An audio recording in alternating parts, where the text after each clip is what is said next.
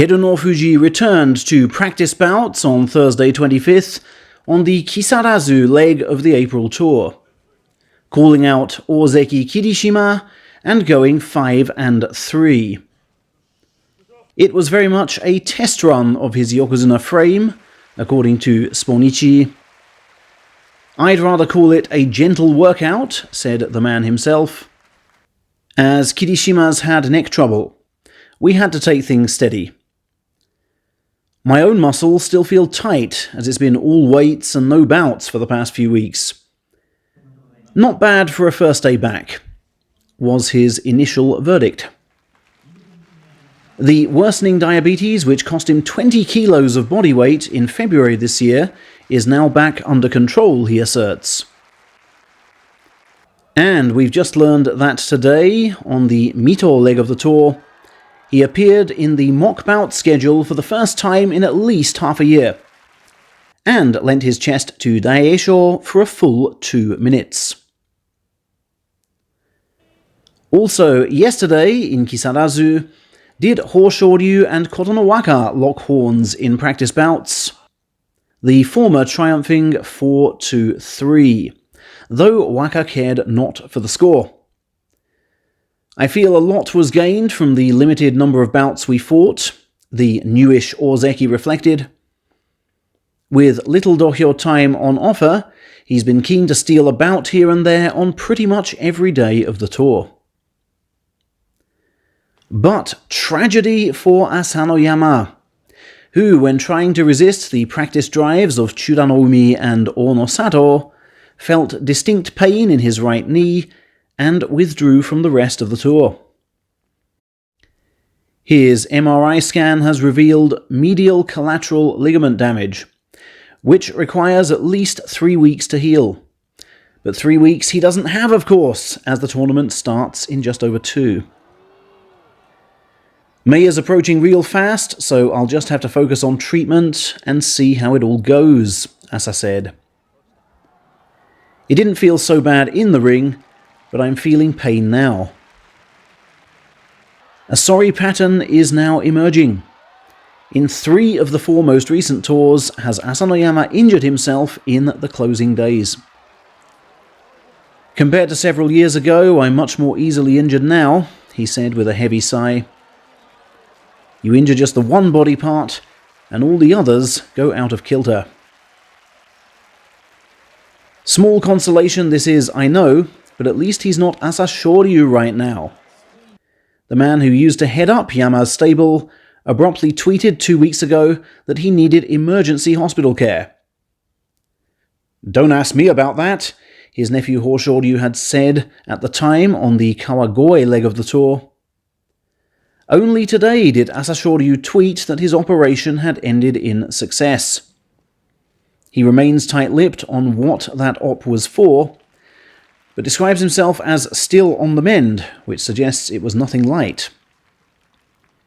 Having had the op in Tokyo, Asashoryu has glowingly praised Japan's health service.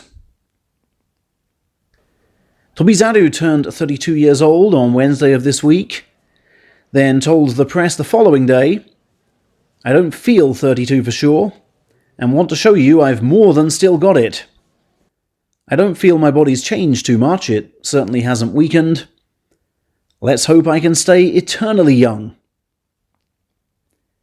His final matches in high school colours were fought in Thursday's arena, when he and the future Hokutofuji led Saitama Sakae to national team gold. And Onosato, who has the same real name as Hokutofuji but spelt with different kanji, returned to the tour post-warning with a marathon 7-minute charging session into Takayasu's chest, which Onosato claims he asked for himself. Now he knows even better than us how Takayasu delivers on this. This is just some of what Yasu did to Onosato's attendant last week.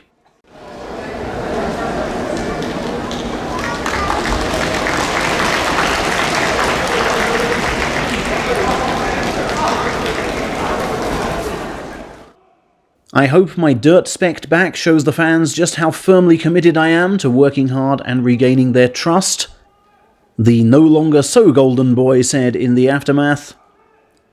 I've just got to train like there's no tomorrow. The average Japanese sumo fan is remarkably skilled at divorcing the fighter from his misdeeds. Every time a wrestler gets warned or suspended, they are clapped and cheered back into the ring. Onosato yesterday even got pats on the back. Just how depressed must his victim feel? Takatoriki has quickly weighed in to condemn perceived injustice. I'm not an ex-Hakuho fan, he says, but you have to feel he's been hard done by here. Coach Nishonoseki seems just as guilty of not reporting offences. The Sankei broadsheet, not just the tabloid, seems to agree, even using the words double standards. And I think this affair clearly hints at which of these two has the brighter future in the sumo management ranks, its editorial concludes. Multiple ex-wrestlers have also let slip their feeling that both coach and student got away with one here. But getting away with one here means they must both tread extra carefully now. Ex-Hakuho's fate was extra harsh because he'd been warned so many times before in his active wrestling days. This is, putting minor gambling infringements aside, the ex-Kisenosato's first offence. A second must therefore be punished more strictly. And the last thing this proud Ibaraki man wants is for his lavish Ibarakian palace to be rendered pretty much worthless by the closure of his stable. Sumo chiefs have already shown no hesitation in hacking down ex-Hakuho's $10 million plus new stable project. As junior coaches said at that time, so may they turn on us when the wind changes.